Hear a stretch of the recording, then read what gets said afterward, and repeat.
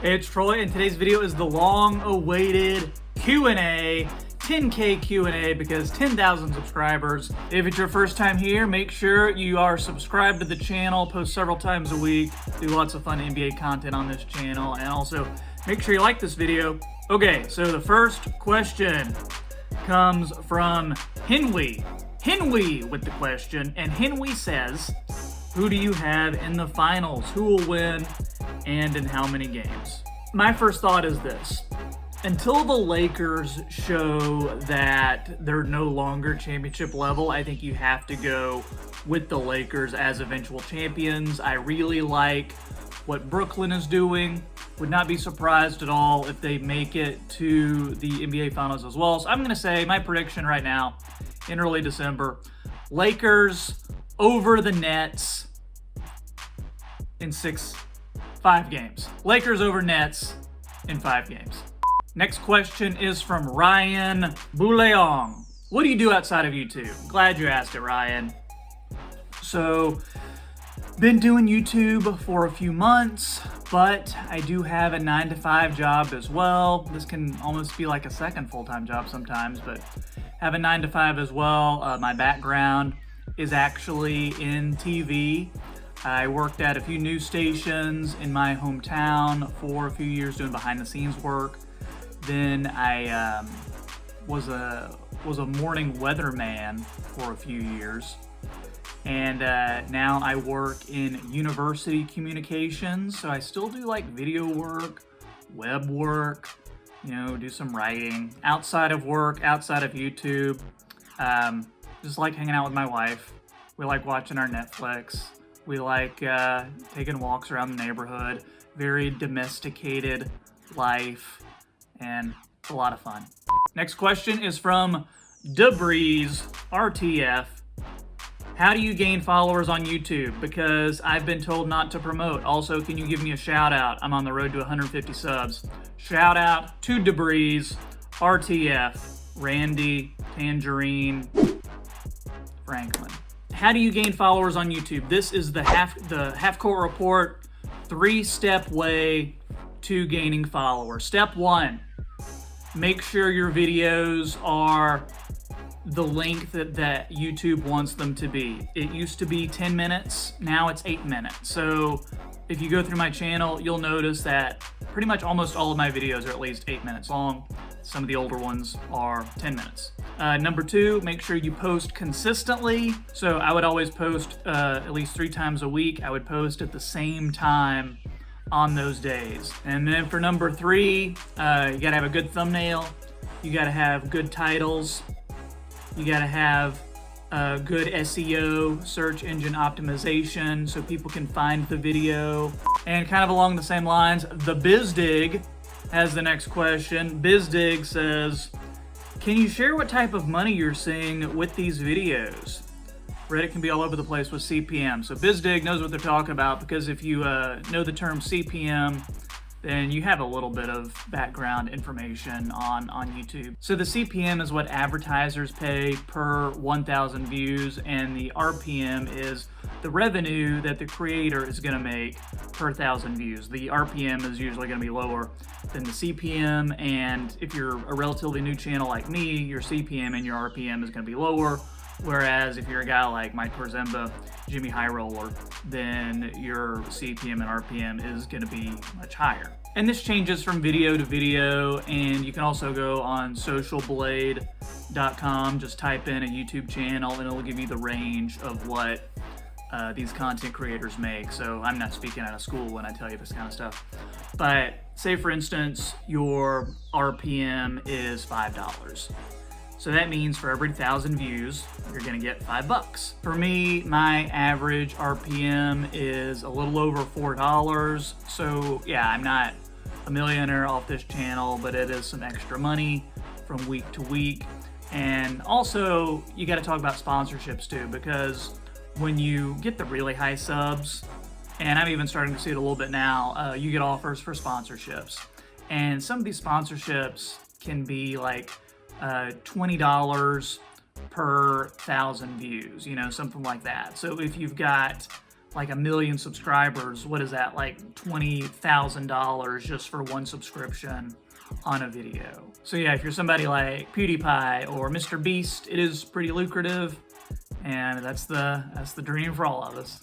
Okay, the next question is from KT Rosen. KT says, what made you want to start a YouTube, and who's your favorite singer and band? The way I started a YouTube channel at the last NBA trade deadline, when the Grizzlies traded for Justice Winslow. I kind of knew about him, but I wanted to learn a little bit more about him. So I just typed, and I wanted to see some highlights. So I typed in Justice Winslow in YouTube, and one of the first videos that came up was Sporting Logically. Some of you guys watching may follow Sporting Logically's channel. He had about 60,000 subscribers at the time. I think he's closing in on 100K now. But he had just done a video about the trade and Justice Winslow. And I got to thinking, I'm always doing fake trades anyway. I'm always just kind of talking to people about the NBA anyway. And I enjoy doing video type stuff, so why don't I kind of start a YouTube channel? That might be fun. And as far as favorite band or singer, I've been a Weird Al fan since like the 90s. I like this band called Eels. I like Weezer's old stuff. I like Ben Folds. I like Reliant K. As far as new stuff, there's nothing really new that I like these days, but if you have any recommendations, drop in the comments. This next question is from I'm Tyrone. Hello, Tyrone. I'm Troy, and I've seen I'm Tyrone on the in the comments section quite a few times too. Appreciate I'm Tyrone. So I'm Time Rome says, can Trae Young win MVP within the next 3 to 4 years? So this is my initial thought on that. If Trae Young is going to win MVP in the next 3 to 4 years, then you have to ask yourself, are the Hawks going to be the best or one of the best teams in the NBA in the next 3 to 4 years? So that's the first thing you got to look at. Second thing you got to look at, how often do point guards win MVP? Looking a few years down the road, who are the top players going to be? I think Trae Young will be one of those top players in the next 3 to 4 years because he's already a top player right now. He'll be about 25, 26 years old by that point. So who will he be competing with in the NBA? Going to be competing with Giannis, Anthony Davis, Ja Morant potentially, maybe Zion, maybe Brandon Ingram, Luka, Embiid, Jokic, Jason Tatum. There's going to be some guys that I'm not even mentioning, that I'm not thinking about. Any of those guys will have the potential to be in that MVP race. Any of those guys could be leading the best team in the league. So I think the odds are that Trae Young would not win MVP within the next 3 to 4 years. I would put money on Luka, Tatum, maybe even Jokic and Giannis again before I would Trae Young the next few years. Next question is from Joshua Gribshaw Beck. He asks, Clippers need a point guard. Should they test out IT? I assume he means Isaiah Thomas and not the clown Pennywise from It. And I also assume he means the Isaiah Thomas who is still playing and not Isaiah Thomas who played for the Detroit Pistons. So assuming all of that is correct, I would say yes, the Clippers should try out Isaiah Thomas, and I'm kind of surprised not only that he hasn't been signed by a team, but I think the Clippers would be a really good fit for him. Sure, Isaiah Thomas is not the best defensively, but you're going to have Kawhi, you're going to have Paul George to kind of help make up a little bit of that, you're going to have Patrick Beverley as well. So I think when you have that many plus defenders on the team, you can afford to have a minus defender or two. Not exactly sure where he'd play. Do you start him and then off the bench? Do you have Patrick Beverley and Lou Williams? Do you start him along with Beverley in the backcourt? Do you have him and Lou Williams both coming off the bench as two like super subs? That's the question. But yeah, I think they should definitely give him a shot. I'm surprised the team hasn't. My only thinking is maybe there's something we don't know about between him and Kawhi, him and Paul George, that they don't want him on the team. Because I feel like if they did want him on the team, or if they had no qualms about him being on the team, he would definitely get a shot on that team. Tran says, my question is, how does the NBA pay for all these player salaries if they don't have enough ticket sales or viewership?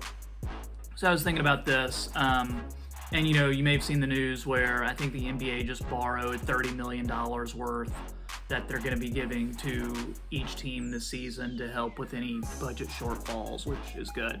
So that's one thing they're doing. Another thing is it would be the same thing that you or me would do, and that's just take out some credit. And the NBA, they have a long credit line because they're a very established business, and the creditors know that the NBA is going to be good for it because the COVID-19 pandemic isn't going to last forever. Buster Gulag says, did you ever play ball? What were your stats and top 5 players of all time? I never played in high school, didn't play in college. I just always played recreationally. Would play in like church league and stuff when I was a kid. I remember one time I got 2 3-pointers back to back, and I was pretty proud of myself.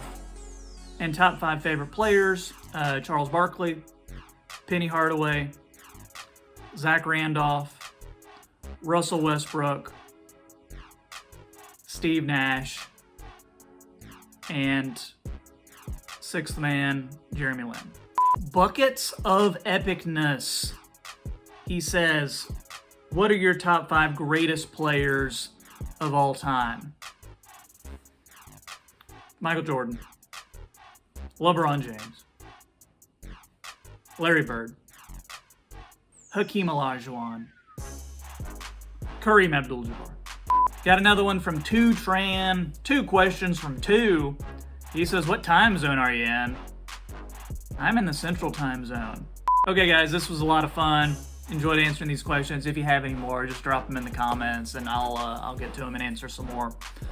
Hey, maybe when we get to 20K, we'll do another Q&A. We'll definitely do something special when and if we get to 100K. But I need your help in getting there, so make sure you're subscribed to the channel. Make sure you like this video. And, we got lots of fun stuff coming up in the channel over the next few weeks. NBA season right around the corner, as they say. So we'll see you next time here on the Half Court Report. Thanks for watching.